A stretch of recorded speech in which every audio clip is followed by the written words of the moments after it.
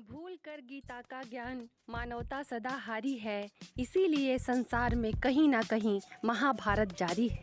नमस्कार दोस्तों, मैं प्रीति स्वागत करती हूँ आपका अपने YouTube चैनल में। जानिए महाभारत के 18 दिनों में किस दिन क्या हुआ था।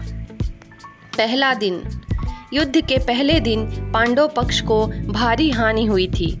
विराट नरेश के पुत्र उत्तर और श्वेत को शल्य और भीम ने मार दिया था।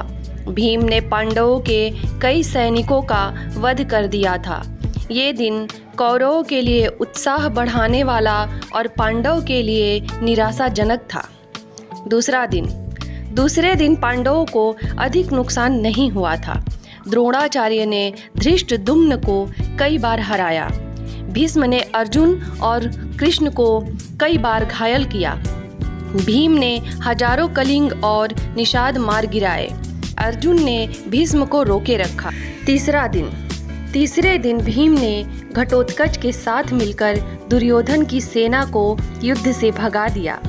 इसके बाद भीष्म भीषण संहार मचा देते हैं। श्री कृष्ण अर्जुन को भीष्म वध करने को कहते हैं, लेकिन अर्जुन उत्साह से युद्ध नहीं कर पाते हैं, जिससे श्री कृष्ण स्वयं ही भीष्म को मारने के लिए दौड़ पड़ते हैं। तब अर्जुन भरोसा दिलाते हैं कि वे पूरे उत्साह से युद्ध लड़ेंगे।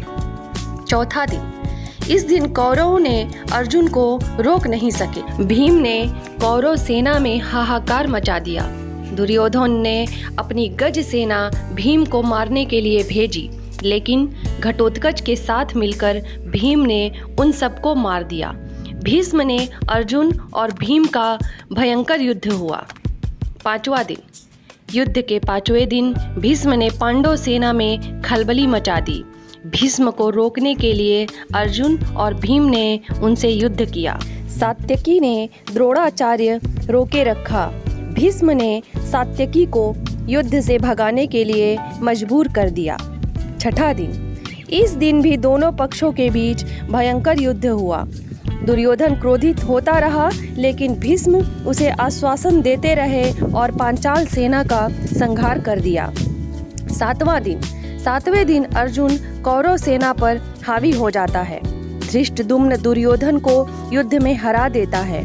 अर्जुन का पुत्र इरावान विंद और अनुविंद को हरा देता है।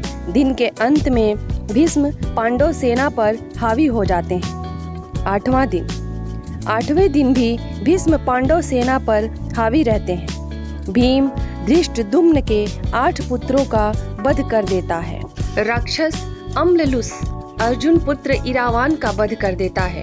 घटोत्कच दुर्योधन को अपनी माया से प्रताड़ित करता है।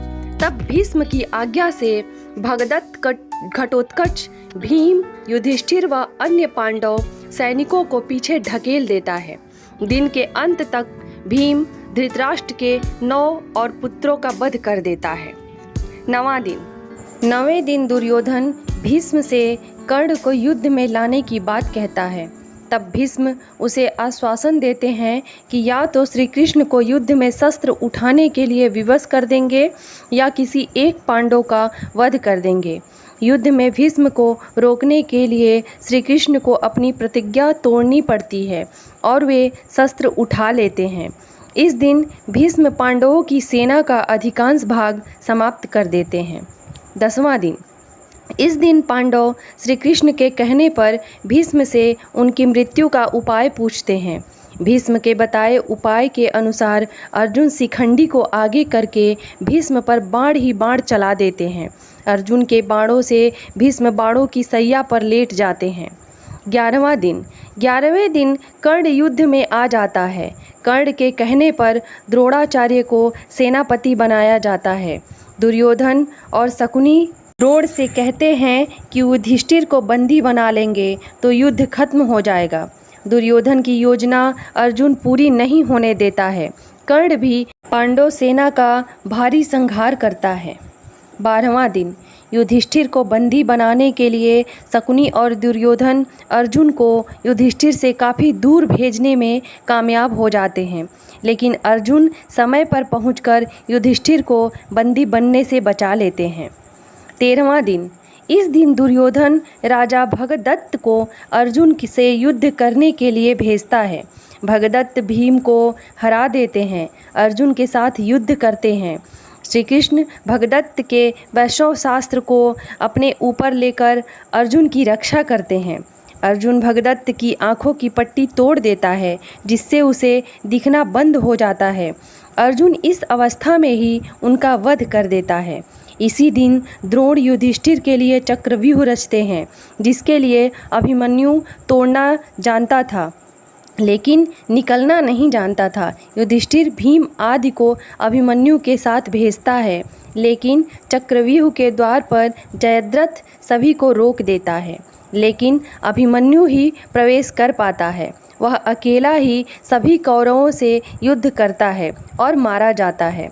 पुत्र अभिमन्यु का अन्याय पूर्ण तरीके से वध हुआ देखकर अर्जुन अगले दिन जयद्रथ वध करने की प्रतिज्ञा ले लेता है और ऐसा न कर पाने पर अग्नि समाधि लेने को कह देता है। 14वां दिन अर्जुन की अग्नि समाधि वाली बात सुनकर कौरव जयद्रथ को बचाने योजना बनाते हैं।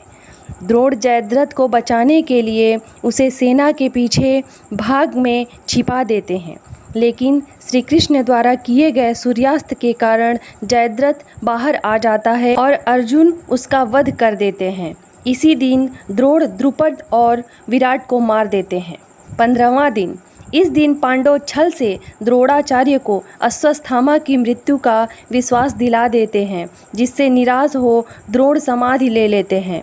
इस दशा में धृष्टद्युम्न द्रोण का सिर काटकर वध कर देता है। 16वां दिन इस दिन कर्ण को कौरव सेनापति बनाया जाता है।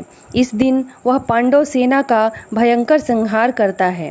कर्ण नकुल सहदेव को हरा देता है, लेकिन कुंती को दिए वचन के कारण उन्हें मारता नहीं है। भीम दुःशासन का वध कर देता है और उसकी छाती का रक्त पीता है। 17वें दिन कर्ण भीम और युधिष्ठिर को हरा देता है, लेकिन कुंती को दिए वचन के कारण उन्हें मारता नहीं है। युद्ध में कर्ण के रथ का पहिया भूमि में धंस जाता है। तब कर्ण पहिया निकालने के लिए नीचे उतरता है और उसी समय श्री कृष्ण के कहने पर अर्जुन कर्ण का वध कर देता है। फिर शल्य प्रधान सेनापति बने, जिसे युधिष्ठिर मार देता है। 18वां दिन इस दिन भीम दुर्योधन के बचे हुए सभी भाइयों को मार देता है। सहदेव शकुनी को मार देता है। अपनी पराजय मानकर दुर्योधन एक तालाब में छिप जाता है, लेकिन पांडव द्वारा ललकारे जाने पर वह भीम से गदा युद्ध करता है। तब भीम छल से दुर्योधन की जंघा पर प्रहार करता है, इससे दुर्योधन की मृत्यु हो जाती है। इस तरह पांडव विजयी होते हैं। मित्रों, अगर ये वीडियो आपको अच्छी लगी हो तो इसे लाइक करें और